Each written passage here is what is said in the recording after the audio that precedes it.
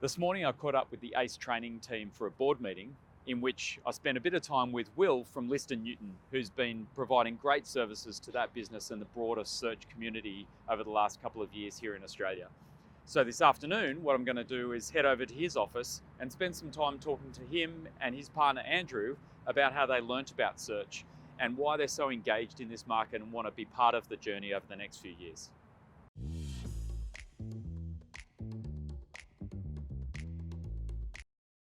To kick it off, why don't you just tell us a little bit about Lister Newton? Yeah, so Lister Newton is an accounting firm. Its bread and butter is tax and compliance. The business has recently grown into 5 business arms. So there's tax and compliance, there's the advisory team, there's lending, bookkeeping, and then financial wealth to provide to our clients. So the whole plan of Lister Newton is to offer a holistic service. How did you come across kind of the search and ETA community in the first place? Like, how did it get introduced to Lister Newton? I think the backstory to Lister Newton and the search fund community is actually our chairman, John Liston. Started, I guess, doing a bit of work in the search fund community maybe 3 or 4 years ago. I've always worked in private clients and private advisory and consulting. What we value in providing outsourced services and business growth is really where a searcher lands, and that's their goals. They want to get in, they want to make some quick changes or some long-lasting changes into the business and want to implement that pretty quickly. How many other searchers have you worked with so far? Around about 4 or 5, but I can see that there's a lot more conversations and discussions happening. I've had a lot of conversations with people searching, just getting ready. So they don't actually need an advisor now, but they are keen to have an advisor into the future. What was the process of you and the team learning more about what actually sat behind that in terms of the search structure?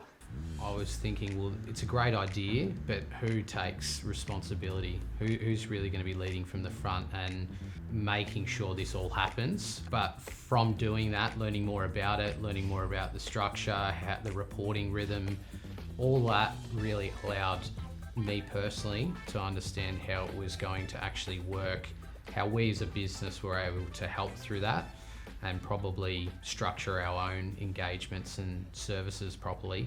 I would expect that one of the great things about getting involved with search is the fact that you get to work with really good operators in businesses that typically might not have that same level of capability. Yeah, absolutely. They can definitely see the value, and I mean, these businesses are high growth businesses where they're not thinking themselves as a $10 million business, they're thinking themselves as a $20 million, $30 million business, and that's how you need to be operating. It's sort of that old saying, don't dress for the job you have, but for the job you want.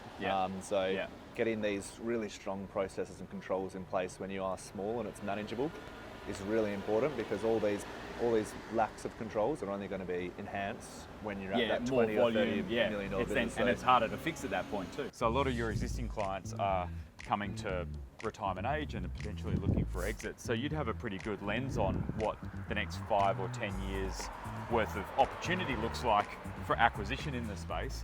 Yeah, absolutely. What does that tell you about the part that search and ETA might play in this market through that process? Yeah, well, I mean, it's widely known that there is going to be a huge transition of businesses over the next 5 to 10 years, as people do step out. And for searchers, if there is I feel like the searcher environment will only benefit from that. As obviously they're trying to buy a business. An excess supply of businesses for sale is going to be good. So I think there's a massive opportunity for searchers to get their businesses and get them for a reasonable price, as people are looking for the sale for retirement and not the sale to find their next business. I feel probably over the last 3 to 6 months especially, those processes and structures that have been put in play 12 to 18 months ago are really producing out that really strong result for the investors. It's something that can be now used as future case studies for the clients that we work with. So obviously you've been involved with the community for a little while now, and you're excellent sponsors of our event last year and coming back again this year. Yep.